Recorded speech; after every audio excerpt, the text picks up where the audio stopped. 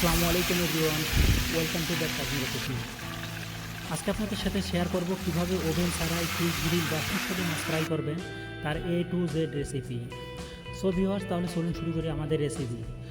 আজকের রেসিপির জন্য আমি প্রথমেই নিয়েছি দুইটা মোটামুটি সাইজের তেলাপিয়া মাছ, এবং মাছগুলো অবশ্যই মাঝে মাঝে কেটে নেবেন। মাঝে মাঝে কেটে নিলে সুবিধা হলো মাছের ভিতরে মশলা প্রবেশ করবে এবং খেতে সুস্বাদু লাগবে।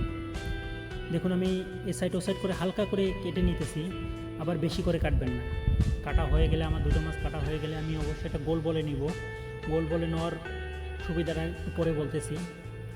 তারপরে আমি এর সাথে অ্যাড করব দুটা লেবুর রস। আপনারা 2টা থেকে 3টা লেবুর রস অ্যাড করবেন, তাহলে অতিরিক্ত সিরকা অ্যাড করতে হবে না। এরপরে অ্যাড করব 30 গ্রাম পরিমাণ সরিষা বাটা। সরিষা বাটাটা অবশ্যই মিহি করে নেবেন। আমার সরিষা বাটাটা দেওয়া হয়ে গেলে এর সাথে অ্যাড করব আদা রসুনের রস। অবশ্যই আদা রসুনের রস ব্যবহার করবেন, আদা রসুন বাটা ব্যবহার করবেন না, তাহলে ভাজার সময় নিচে লেগে যাবে। আদা রসুন বাটা দেওয়া হয়ে গেলে এর সাথে অ্যাড করতেছি 2 চা চামচ মরিচের গুঁড়া, কারণ মাছটা একটু ঝালঝাল হলে খেতে ভালো লাগবে। এখন আমি কালারের জন্য অ্যাড করব হালকা একটু হলুদ গুঁড়া।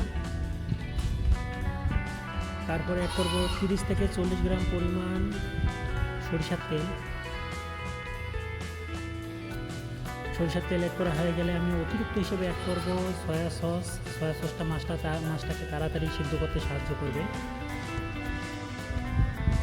তারপরে এখানে অ্যাড করব টমেটো সস। টমেটো সস এমন একটি উপাদান যে কোনো খাবারের স্বাদকে বাড়িয়ে তুলেই, আপনারা অবশ্যই টমেটো সস অ্যাড করবেন। তারপরে অ্যাড করব 1 চা চামচ গরম মশলার গুঁড়া। আপনারা চাইলে শুধু জিরার গুঁড়া অ্যাড করতে পারেন। এর সাথে অ্যাড করব হালকা একটু জয়ফল বাটা, এটা আপনারা দিলেও দিতে পারেন, না দিলেও নাই। তারপরে অ্যাড করব পরিমাণ মতো লবণ। আমার সবগুলো উপাদান দেওয়া হয়ে গেছে। এখন আমি মাছটাকে 5 থেকে 7 মিনিট ধরে ম্যারিনেট করব।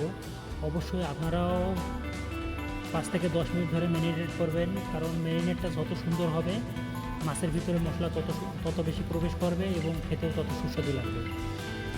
দেখুন, আমার 5 থেকে 7 মিনিট পরে ম্যারিনেট করার পরে মাছের গায়ে গায়ে মশলা লেগে গেছে এবং মশলাটা এত সুন্দর সফটলি মাছের সাথে অ্যাড হয়েছে, দেখলেই বুঝতে পারবেন।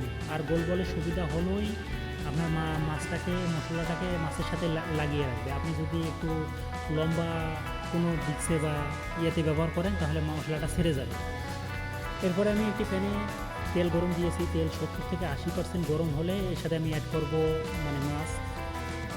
70 থেকে 80% গরম হওয়ার আগে মাছ দিবেন না, হালকা হিটে মাছ দিবেন না, তাহলে নিচে লেগে যাবে। এভাবে 1 থেকে 1.5 মিনিট ভেজে নেওয়ার পরে চুলার হিটটা আমি কমিয়ে দিব। চুলার হিট কমানোর পরে আমি মাছটাকে উল্টিয়ে দিতেছি। এপিট ওপিট করে উল্টাই নেব। সো ভিউয়ার্সদের উদ্দেশ্যে একটি কথা, আপনারা যদি আমার চ্যানেলে নতুন দর্শক হয়ে থাকেন, অবশ্যই আমার চ্যানেলটি সাবস্ক্রাইব করবেন। আর যদি ফেসবুক থেকে দেখে থাকেন, অবশ্যই আমার চ্যানেলটি ফলো করবেন। আর নিত্য নতুন ভিডিও পেতে আমার পেজের সাথেই থাকবেন।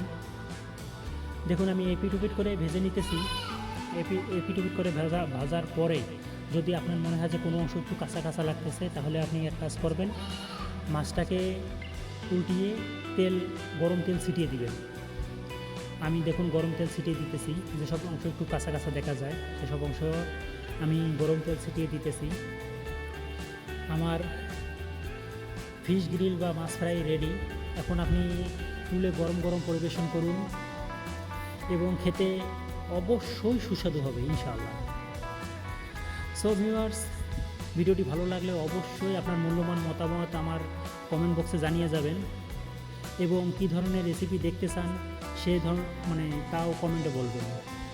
দেখা হবে নেক্সট কোনো সুন্দর রেসিপি নিয়ে। আসসালামু আলাইকুম।